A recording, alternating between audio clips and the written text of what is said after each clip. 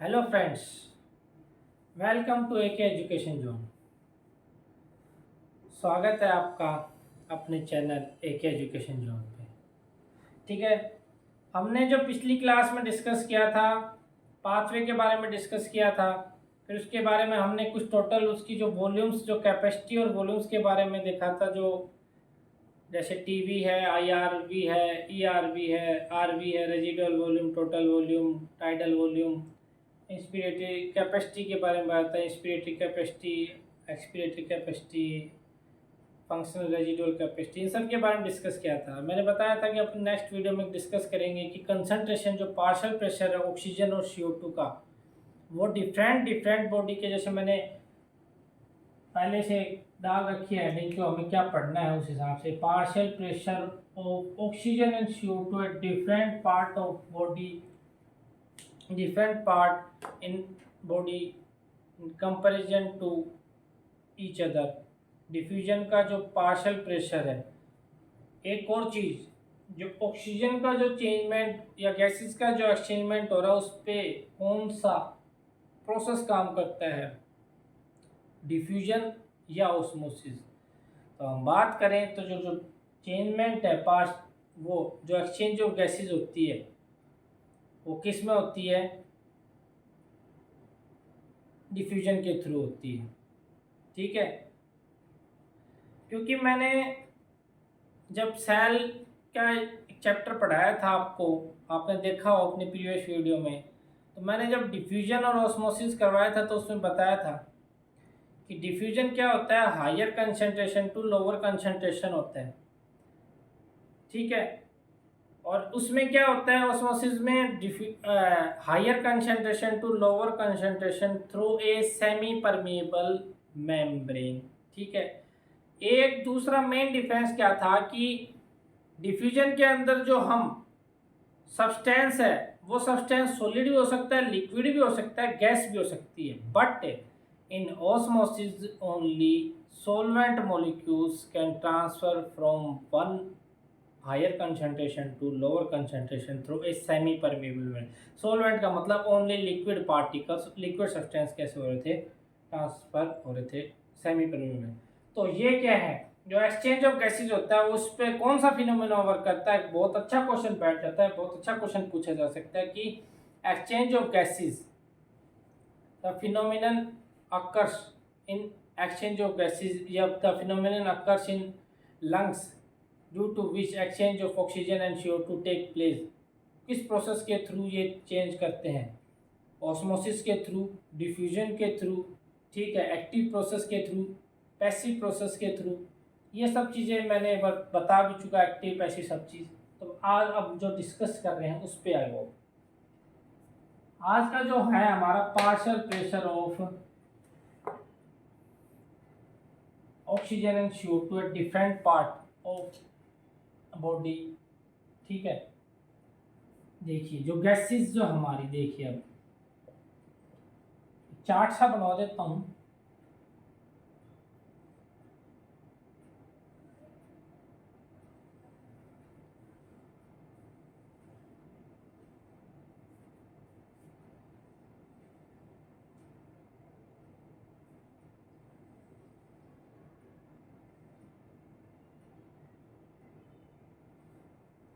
ठीक है जी, अब गैसेस हमारे पास कौन से? एक तो गैसेस की बात करें भाई, गैसेस कौन कौन सी, देखो मैं आपको एक, फिर गैसेस के बाद हम देखेंगे एटमॉस्फेरिक एयर।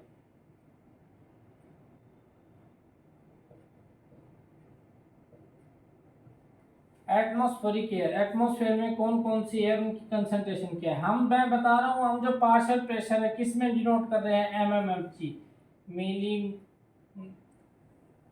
MMHg में कर रहे हैं, माइक्रो मिली इन मरकरी, Hg उसमें। ठीक है, एटमॉस्फेरिक एयर। उसके बाद किस में जाएगी? एटमॉस्फेयर के बाद एल्वियोलाई, ब्लड आएगा 2 बार, यहाँ ब्लड, यहाँ भी ब्लड, और यहाँ क्या है, टिश्यू या ऑर्गन जिसमें क्या है, ब्लड एक्सचेंज होगा। यहाँ ब्लड कैसा होगा भाई? डीऑक्सीजनेटेड।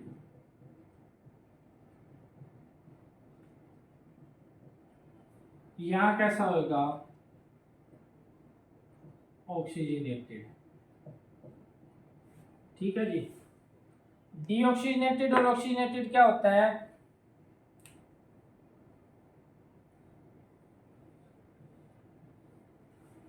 डीऑक्सीजनेटेड मतलब वो होता है जिसमें क्या है, CO2 की कंसंट्रेशन ज़्यादा हो, और ऑक्सीजनेटेड इसमें ऑक्सीजन की कंसंट्रेशन ज़्यादा हो। ठीक है। दो है हमारे पास गैसेस, कौन सी है भाई? एक तो ऑक्सीजन है और दूसरी कौन सी है? Carbon dioxide. एक्सचेंज यही तो कर रहे हैं हम भाई रेस्पिरेशन में। रेस्पिरेशन का मतलब मैंने क्या बताया? रेस्पिरेशन मतलब ऑक्सीडेशन ऑफ फूड। ऑक्सीजन की प्रेजेंस में जो हमने इनटेक किया था फूड, उसका क्या करे? ऑक्सीडाइज करे और क्या करे? लिबरेट करे। ऑक्सीजन CO2 लिबरेट करे और क्या करे? एनर्जी प्रोड्यूस करे। वो क्या है? रेस्पिरेशन। देखो एटमॉस्फेरिक एयर, एटमॉस्फेरिक एयर के अंदर जो पार्शियल प्रेशर है ऑक्सीजन का और CO2 का क्या है?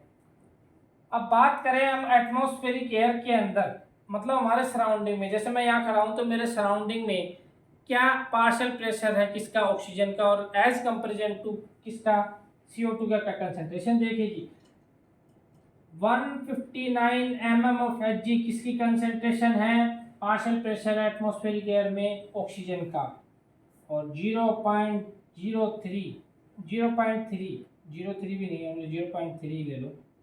0.3 क्या है कंसंट्रेशन एटमॉस्फेरिक एयर के अंदर? CO2 की कंसंट्रेशन है। ठीक है जी। अब देखो एल्वेलाई के अंदर, एल्वेलाई का मतलब लंग्स के अंदर हमारे जो एयर का कंसंट्रेशन है वो क्या है? 104-40। डीऑक्सीनेटेड के अंदर 40-45। अब ये देखिए जी, ये जो है ना सेम ये का ये रेशो कहाँ पे है? यहाँ पे है टिश्यू के अंदर 40-45। यहाँ चेंज है थोड़ा, यहाँ चेंज क्या है? 95-40। तो ये 40-40-40 बहुत घूम रहा है भाई। कई बार क्या है, कंफ्यूज हो जाते हैं हम। तो आप सबसे अच्छा क्या है सर, 3 डिजिट याद करो, 4 डिजिट। इस चार्ट में 4 डिजिट याद करो बस। एक 159, एक 104, एक 95 और एक 45। 45 भी रहने दो भले, ये ध्यान रख लो। ठीक है। आप को याद नहीं है भाई, भूल गए, आपके माइंड से स्लिप हो गया, तो थोड़ा उस चीज को रिकॉग्नाइज करने की या उसमें अपना मतलब वो कहते हैं ना कि सेल्फ कॉन्फिडेंस, या अपने खुद के अनुभव से आप कैसे उस चीज को कैसे कर सकते हो। देखो भाई ऑक्सीजन की बात कर रहे हैं एटमॉस्फेरिक एयर के अंदर, CO2 की बात कर रहे हैं एटमॉस्फेरिक एयर सराउंडिंग के अंदर, तो उस पर हम ये देखेंगे पार्शियल प्रेशर और कंसंट्रेशन किसकी मिलेगी? ऑक्सीजन की ज़्यादा मिलेगी एज कंपेरिजन टू CO2, क्योंकि अगर कंसंट्रेशन ऑक्सीजन की ज़्यादा मिलेगी तभी हम क्या कर पाते हैं? कंसंट्रेशन को इनहेल कर पाएंगे। क्योंकि बॉयल्स लॉ क्या कहता है? वॉल्यूम इनवर्सली प्रोपोर्शनल है किसके? प्रेशर के। बॉयल्स लॉ है केमिस्ट्री के अंदर, जब आप पढ़ते हो चैप्टर जैसे प्रेशर वाला, आइडियल गैसेस वाला, तो उसके अंदर ये आता है Boyle's law, Charles law, ideal gas equation, PV=nRT, तो उसके अंदर एक बॉयल्स लॉ आता है।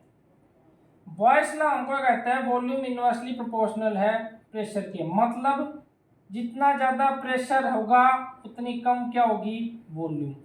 वॉल्यूम कम होगी तो प्रेशर ज़्यादा होगा। तो हम क्या कह रहे हैं, आप ये यहाँ पे क्या एटमॉस्फेरिक प्रेशर किसका? ऑक्सीजन का ज़्यादा है, तो कहाँ पे ज़्यादा है? ये हमारे सराउंडिंग में ज़्यादा है, तो पार्शियल प्रेशर ऑक्सीजन का ज़्यादा है, तो यहाँ किसकी? वॉल्यूम हमारे सराउंडिंग में क्या है इसकी कम है। अब ये चीज़ को और मैं एप्रोप्रिएट अभी आपको चार्ट बना के दिखाऊंगा, समझाऊंगा, उसमें और अच्छे समझ जाओगे।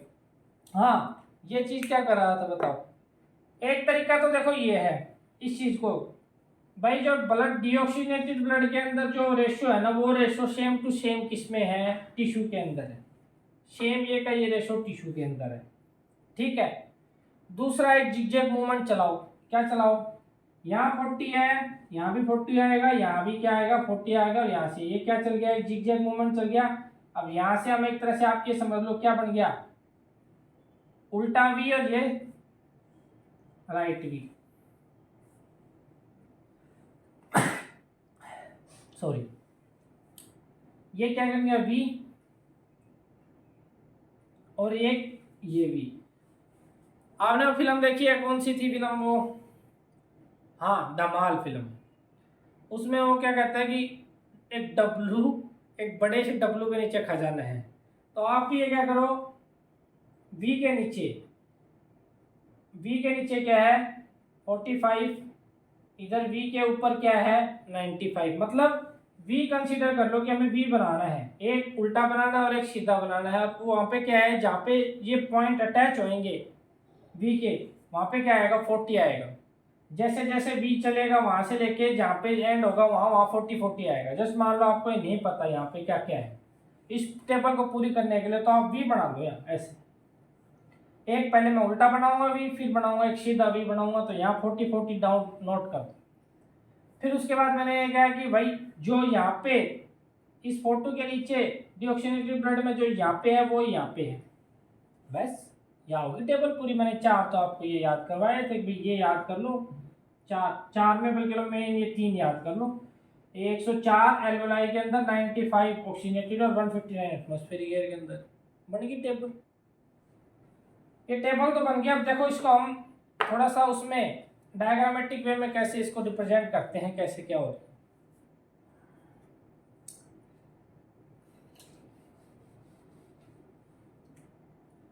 जो एक्सचेंज ऑफ गैसेज हो रही हैं, मैंने बताया ऑक्सीजन का और CO2 का एक्सचेंज एल्वेलाई लेवल के ऊपर और टिश्यू लेवल के ऊपर जो एक्सचेंज ऑफ गैसेज हो रही है, उसके पीछे कौन सी लॉ, ये पूछ लेता है और पूछता भी है क्वेश्चन की कौन सी लॉ क्या करती है, फंक्शन कर रही है, कौन सी लॉ ओबे करता है, जो हमारी गैसेज एक्सचेंज होती है कौन सी लॉ को ओबे करती है, तो वो कौन सी है, बोयल्स लॉ को ओबे करती है, V inversely proportional to P। मतलब बॉयल्स लॉ को ओबे करती है। आपसे क्वेश्चन पूछ लेता है, इजीली पूछ लेगा, नीट में पूछ सकता है, ठीक है। आपके अदर कंपटीशन एग्जाम SSC वगैरह यार, जो कोई भी सैनिक स्कूल जो आप कंपटीशन तैयारी करो उसमें, टैट में भी पूछते हैं बहुत अच्छे अच्छे ऐसे क्वेश्चन। सबसे अच्छे क्वेश्चन जो पूछे जाते हैं, जब टैट की बात करूँ तो सबसे अच्छे क्वेश्चन, अच्छा लेवल जो आता है जिसमें अच्छे अच्छे की क्या है पसीने छूट जाते हैं, वो स्टेट का मैंने देखा है भाई, उसमें अच्छा लेवल आता है क्वेश्चंस का। उसका भी चलाएंगे थोड़े दिनों में एक टारगेट बैच।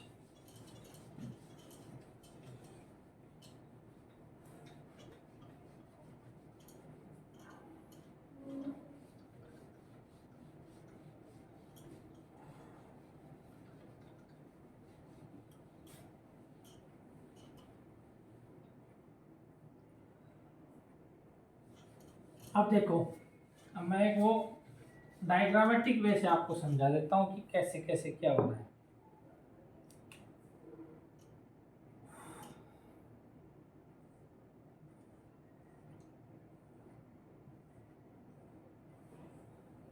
ये चीज मैं अगले चैप्टर में फिर कराऊंगा सर्कुलेशन में।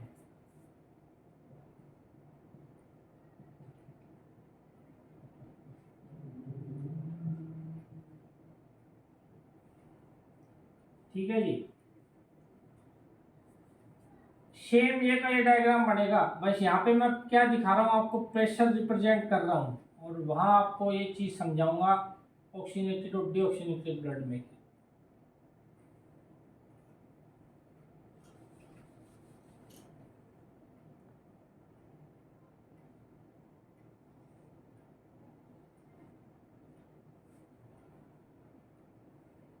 ठीक है जी, और यहाँ भी आप ले लीजिए ये टिश्यू मान लीजिए,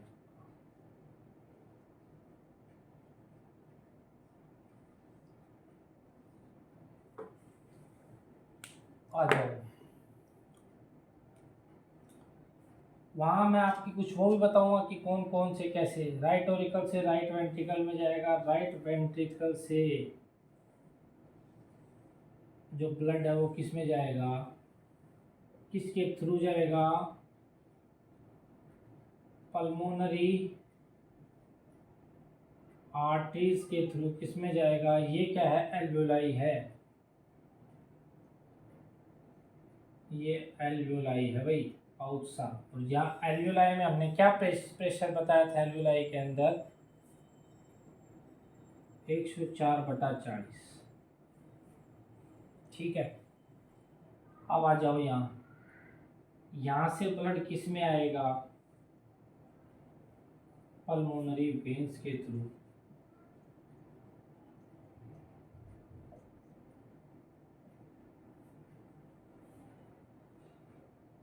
इसमें और इससे किस में चला जाएगा, ये टिश्यू। देखो जी, हमें डिस्कस करना है पार्शियल प्रेशर। अभी अगले चैप्टर में हम डिस्कस करेंगे इनका सर्कुलेशन, ब्लड का सर्कुलेशन कैसे हो रहा है, कौन कौन से यहाँ पे सेप्टम्स पाए जाएंगे, कौन से ऑरिकल्स में कौन सा वाल पाया जाएगा, कैसे, वो सब अगले चैप्टर में सर्कुलेशन में देखते हैं। देखो, एल्वेओलाई के अंदर पार्शियल प्रेशर कितना है, 104/40। पल्मोनरी आर्टरीज, ये यहाँ ब्लड ये कैसा लेके जा रहा है, यहाँ राइट ऑरिकल के अंदर टिश्यू से कैसा ब्लड आएगा, डीऑक्सीजनेटेड ब्लड। और यहाँ भी ये ब्लड में कैसा पाया जाएगा, ये क्या है, डीऑक्सीजनेटेड ब्लड। ठीक है जी, और ये क्या है, ऑक्सीजनेटेड ब्लड।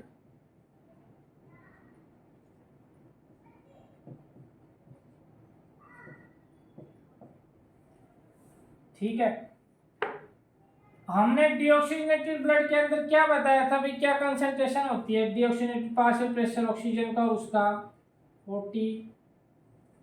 45। और ऑक्सीजनेटेड के अंदर हमने क्या बताया था, 95/40। ठीक है जी, यही ऑक्सीजनेटेड ब्लड यहाँ ऑरिकल में आया, ऑरिकल से वेंट्रिकल्स और वेंट्रिकल्स से टिश्यू में आएगा। ठीक है, टिश्यू के अंदर हमने क्या बताया था, ब्लड की कंसंट्रेशन सेम यही, टिश्यू के अंदर यहाँ टिश्यू से जाएगा, आ रहा है यहाँ से तो ऑक्सीजनेटेड ब्लड, तो यहाँ तो क्या है, वही कंसंट्रेशन है, यहाँ जा रहा है सेम कंसंट्रेशन। समझो जरा, चार्ट के रूप में बताया मैंने आपको समझाने के लिए। देखिए, राइट RA का मतलब राइट ऑरिकल। हमारे हार्ट के अंदर 4 चैम्बर पाए जाते हैं, 2 ऑरिकल्स एंड 2 वेंट्रिकल्स। ठीक है, एक right auricle, right ventricle, left auricle, left ventricle. ठीक है, अब मैं यहाँ पे वाल्व्स का और इनका डिस्कशन नहीं करूंगा, मैं आपको सीधा, यहाँ मेरा जो मकसद था ये चार्ट का वो क्या था कि यहाँ पे जो पार्शियल डिफरेंशिएशन है, जो कंसंट्रेशन, पार्शियल कंसंट्रेशन का डिफरेंशिएशन है किसका, ऑक्सीजन और CO2 का, वो दिखाना था मेरे को। अगले चैप्टर में आपको मैं जैसे अब ये ऐसा चार्ट फिर बनाऊंगा, वहाँ पे यहाँ एल्वेओलाई हो जाएगा, सेम ऐसा कैसे होगा, बस उसमें क्या होगा, कुछ एक चीज़ें बढ़ जाएंगी कि भाई यहाँ से टिश्यू से आता है ब्लड, यहाँ राइट ऑरिकल में मैं 2-3 वाल दिखा दूंगा, मतलब वेन्स दिखाऊंगा, सुपीरियर और इंफीरियर वेना क्या हुआ, एक कोरोनरी वेना क्या हुआ, ये 2-3 ऐसे, वो अगले चैप्टर में बात करेंगे। देखिए, राइट ऑरिकल क्या करता है, टिश्यू से, जो टिश्यू ने यूटिलाइज कर लिया ऑक्सीजन और CO2 देखिए, टिश्यू क्या करेगा, राइट ऑरिकल में डीऑक्सीजनेटेड ब्लड देगा। इसमें क्या है, डीऑक्सीजनेटेड ब्लड है। ठीक है, राइट ऑरिकल क्या करेगा, उस डीऑक्सीजनेटेड ब्लड को कलेक्ट करेगा। वो लोअर जो हार्ट से नीचे वाले ऑर्गन्स है उनका भी, अपर जो ऑर्गन्स है जैसे हार्ट, आपका ब्रेन है, आपकी आईज है, इससे उनका भी, और खुद हार्ट का भी एक कौन करेगा, राइट ऑरिकल में कलेक्ट होगा सारा डीऑक्सीजनेटेड ब्लड। यहाँ से फिर वो ब्लड किस में चला जाएगा, वेंट्रिकल्स में। राइट वेंट्रिकल से पल्मोनरी आर्टरीज से वो किस में जाएगा, लंग्स में जाएगा। लंग्स की एल्वेलाई में क्या होगा, एक्सचेंज होगा गैसेस का। गैसेस का एक्सचेंज कहाँ होता है, लंग्स के एल्वेलाई के अंदर, ठीक है। और पल्मोनरी आर्टरीज के अंदर हम कंसंट्रेशन की बात करें तो वो क्या है, कंसंट्रेशन 40/45, मतलब concentration of partial pressure of O2 40 and 45 CO2। Pulmonary veins यहाँ पे जब ऑक्सीजन का क्या कर देगा, CO2 तो क्या कर देगा, रिलीव कर देगा, और क्या कर देगा, ऑक्सीजन को क्या कर देगा, कंडक्ट कर लेगा ब्लड। उसके बाद पल्मोनरी वेन से ब्लड किस में आएगा, लेफ्ट ऑरिकल में। यहाँ कंसंट्रेशन क्या है, 95/40। लेफ्ट ऑरिकल से लेफ्ट वेंट्रिकल में आएगा, सेम यही कंसंट्रेशन कहाँ रहेगी, इसके अंदर। ये क्या है, ओटा है, ठीक है जी। और ये वेना केवा है सुपीरियर, ये इंफीरियर वेना केवा ऊपर किया है, ये सुपीरियर वेना केवा। ये है जी पार्शियल प्रेशर का कंसंट्रेशन। ओके चलो,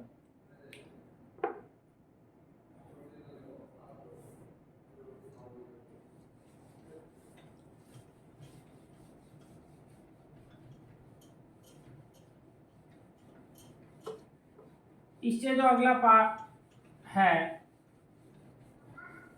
वो छोटा सा है टॉपिक, ट्रांसपोर्ट ऑफ गैसेस का। इससे अगला जो है छोटा सा टॉपिक बचा इस चैप्टर का, transport of oxygen and CO2।